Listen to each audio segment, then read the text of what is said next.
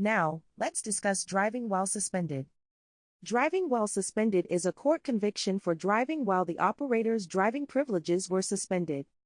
A departmental act is a conviction of any moving traffic violations, such as speeding, DWI, reckless driving, etc., received by the department in which evidence proves a suspension period was being served at the time of the violation.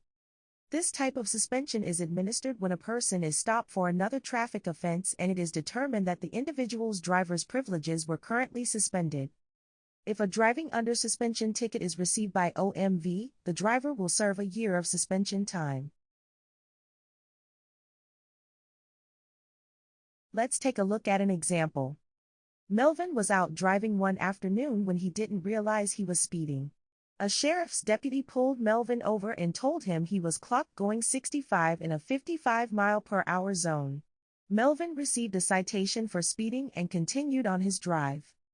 Melvin called the courthouse the following week and was told his fine would be $300 and he could either pay the ticket before the court date or come in on the court date and he could discuss his case in front of the judge. Since his court date wasn't for 2 months, Melvin decided to wait on paying it.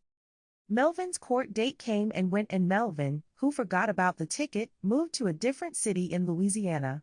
With Melvin moving, he should have gone into his local OMV or public tag agent to change his address. Unfortunately, Melvin did not go in and he still had his old address on his license. Since he failed to pay his ticket, the court sent in a notice for OMV to suspend Melvin's license. Had Melvin changed his address, he would have received the official notice of withdrawal of driving privileges. His notice went to his address that OMV had on file. These notices cannot be forwarded to different addresses.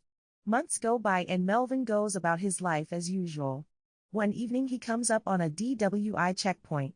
The officer asks to see Melvin's license, registration, and insurance. Melvin hands everything to the officer. The officer comes back a few minutes later and notifies Melvin that his driver's license is suspended.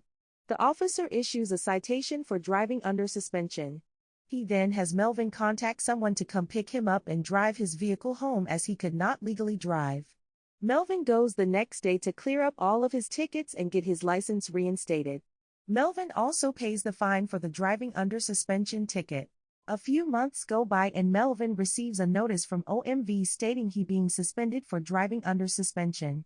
Melvin goes to his local OMV to question the notice.